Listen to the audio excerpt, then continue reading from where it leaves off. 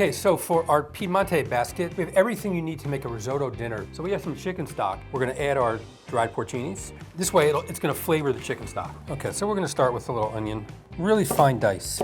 Some olive oil to sweat the onions in. So we're gonna add our rice. Now before we start adding our liquid, we do want this to cook a little bit in the olive oil just to toast it up. It doesn't need to get brown, but you do want to just let it toast up a little bit. Then we're going to start adding our liquid. We're just going to stir it.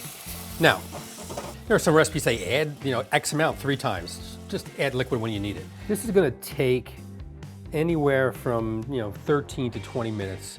I know we have dried mushrooms and they're fine, but also if you like, these are just portobello mushrooms.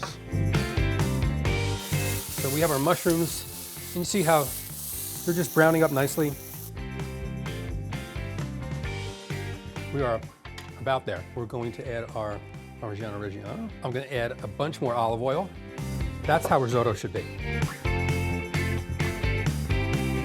Good turn of black pepper, a little more olive oil.